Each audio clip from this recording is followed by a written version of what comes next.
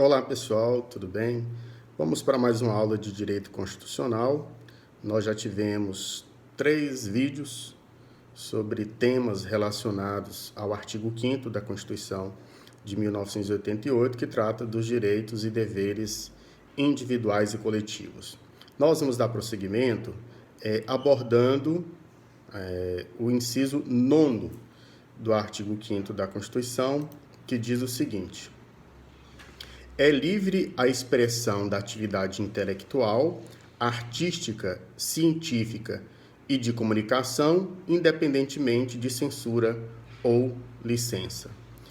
Então, o que esse inciso está garantindo? Está garantindo a plena liberdade intelectual e artística, livre de qualquer tipo de censura ideológica, política ou quaisquer outras formas de censura.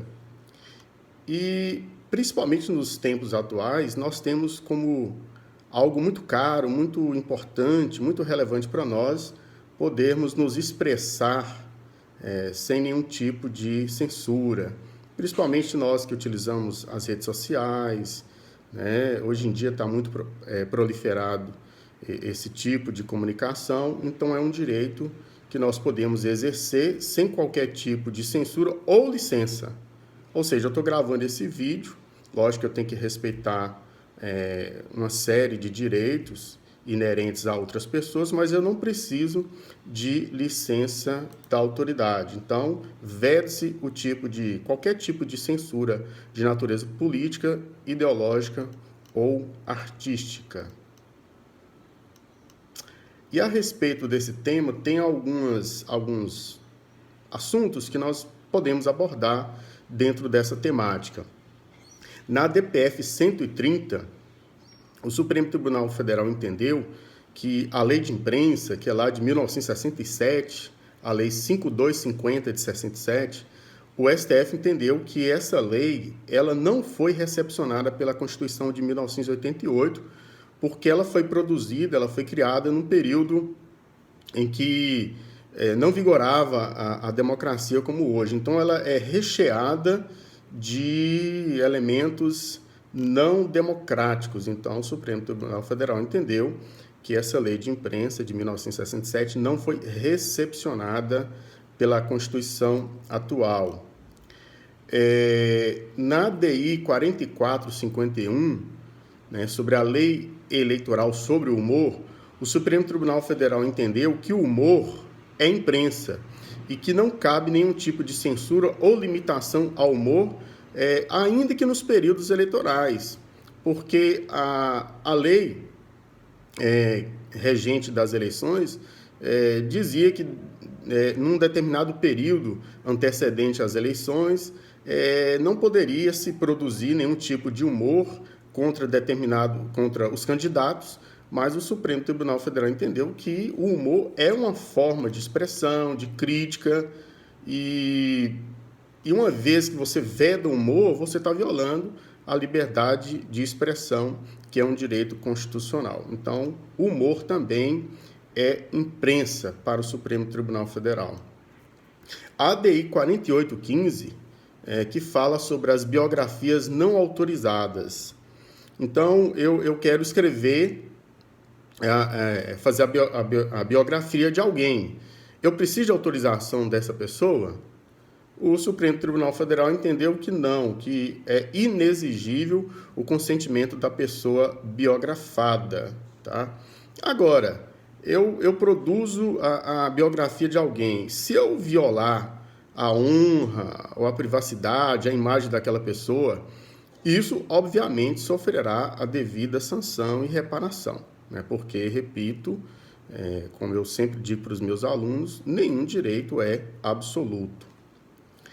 E tem um tema aqui muito interessante que ainda está em discussão no STF, que é o direito ao esquecimento. Imagine uma pessoa que, muitos anos atrás, ela praticou crimes ou teve uma vida desregrada, e da qual ela se envergonha, e depois de tanto tempo alguém queira revolver, ou a própria imprensa queira revolver aqueles fatos passados que, de alguma forma, mancham a imagem daquela pessoa. E aí, como é que fica essa situação? Ela tem o direito de viver uma vida nova, sem ter que aquela situação revolvida, né? Novamente, é um direito, ou você tem, por outro lado, o direito de livre manifestação do pensamento? Porque também, nessa situação, nós temos dois direitos. O direito dessa pessoa de viver uma vida nova, de respeito à sua dignidade, o respeito ao seu patrimônio moral hoje, etc. Mas nós temos também a liberdade de imprensa, a livre manifestação do pensamento. Então, são dois direitos constitucionais aí que estão envolvidos. Mas é o julgamento pendente e o Supremo Tribunal Federal ainda não julgou esse caso, que é bem interessante, né? Não sei qual a opinião de vocês, mas eis aí um tema interessante para um TCC, para uma dissertação, né? Alguma nuance dessa questão, ou até mesmo uma tese aí de doutorado. Vamos passar para o inciso 10, que diz assim, do artigo 5º. São invioláveis a intimidade, a vida privada, a honra e a imagem das pessoas, assegurado o direito de indenização pelo dano material ou moral decorrente da sua violação. Então, nós temos a nossa intimidade preservada, a nossa vida privada, a nossa honra, a nossa imagem tem uma garantia de preservação na Constituição. Nessa questão, é possível nós introduzirmos um outro tema, que é o do sigilo bancário. Tá? A ministra Ellen Grace, quando ela analisava um processo que versava sobre sigilo fiscal, ela entendeu que o sigilo bancário também é um desdobramento, aliás, que o sigilo fiscal é um desdobramento do direito à intimidade e à vida privada. E aqui também nós podemos, no mesmo passo, tratar do sigilo bancário. Em resumo, o que nós poderíamos falar sobre o sigilo bancário? O sigilo bancário, em regra, ele pode ser quebrado pelo Poder Judiciário, pelas CPIs, que são as comissões parlamentares de inquérito, mas no âmbito federal, estadual e do Distrito Federal, né? Porque essas CPIs têm poderes de investigação próprios de autoridades judiciais. A administração tributária também teria poderes para requisitar informações bancárias? E aí? O Supremo Tribunal Federal, em recente julgado, ele entendeu sim que a administração tributária tem poder de requisitar o envio de informações bancárias, desde atendidos os preceitos da Lei Complementar 105 de 2001, e o entendimento é que, nesse caso, não haveria uma quebra do sigilo bancário, mas seria uma transferência ou um traslado do dever de sigilo na esfera bancária para a esfera fiscal, ou seja, o sigilo só teria aí um traslado da questão bancária para a questão fiscal, mas que não haveria quebra do sigilo bancário nessa situação. Então, é possível a quebra do sigilo pelo Poder Judiciário, pelas CPIs federais, estaduais e do Distrito Federal, e também pela administração tributária nessa abordagem que eu fiz. Agora, quem não pode quebrar o sigilo bancário devendo solicitar autorização judicial? O Ministério Público, a Polícia Judiciária e as CPIs municipais.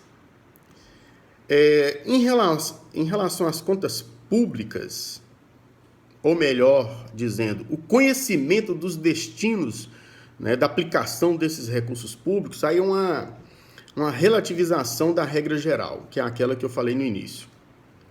O entendimento do STF é que, nesse caso, tanto o Tribunal de Contas da União quanto o Ministério Público têm poder de requisitar informações sobre essas contas públicas, porque está envolvido o recurso público, e ainda mais a destinação desses recursos, porque um está conectado com o outro.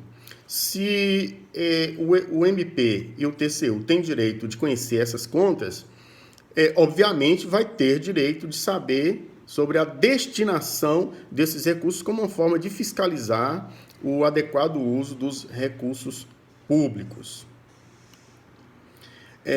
Vamos falar também sobre a proibição da revista íntima.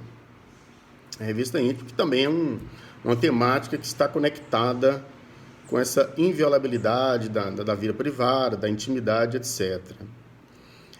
A Lei 13.271 de 2016 veda as empresas privadas e também as entidades da administração pública direta e indireta, veda a esses entes adotar qualquer prática de revista íntima de funcionárias e de clientes do sexo feminino. Tá? Essa lei ela é bem específica. Mas a CLT, antes do advento dessa lei, que é de 2016, por meio da Lei 9799 de 1999, introduziu o artigo 373A, né? E a CLT já vedava ao empregador proceder a revistas íntimas em empregadas ou funcionárias. E isso também foi replicado na Lei 13.467 de 2017, que é a reforma trabalhista, dizendo que permitir revista íntima via convenção coletiva seria objeto ilícito. Agora, e quanto aos homens? Então, nós temos aqui uma lei que garante as mulheres, mas e os homens?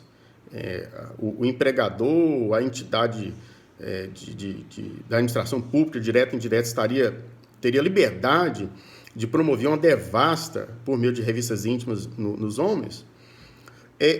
A Justiça do Trabalho, por meio do seu órgão máximo, que é o TST, em julgados muito coerentes e acertados, entendeu que a proteção da intimidade deve se dar independentemente do sexo, ou da opção sexual, com base na dignidade da pessoa humana, da igualdade material entre homens e mulheres e da prescrição de que ninguém, independentemente do sexo ou da opção sexual, será submetido a tratamento desumano ou degradante. Então, o TST já vinha estendendo essa garantia também em favor dos homens, tá? Com base nesses princípios constitucionais. Tem uma outra questão, né, que vale discutir, que é sobre a revista íntima em ambientes prisionais e sobre investigação policial. Nessa lei a qual nós nos referimos, que foi a Lei 13.271 de 2016, o dispositivo que trazia uma exceção em relação à revista em ambientes prisionais foi vetado.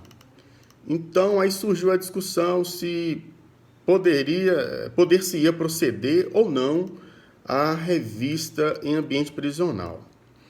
É um tema que ainda está em discussão, tá? Existe uma tendência aí a proibir, uma vez que outros meios tecnológicos são passíveis de utilização, né, sem que se promova essa devassa da intimidade das pessoas. Desde que você preserve a dignidade, a intimidade da pessoa, você pode sim proceder a revistas, mas dentro de um sopesamento dos valores envolvidos, né? Mas é uma questão que ainda vai ser enfrentada pelo STF. Nós temos aqui os scanners corporais, detectores de metal, aparelho de raio-x e outras tecnologias que podem ser utilizadas para a preservação da dignidade da pessoa humana. Então, nós vamos ficar por aqui, são apenas, né, alguns pensamentos, né? Logicamente, não tem a pretensão de ser exaustivo na discussão desses temas, tá? E até o nosso próximo vídeo. Um abraço.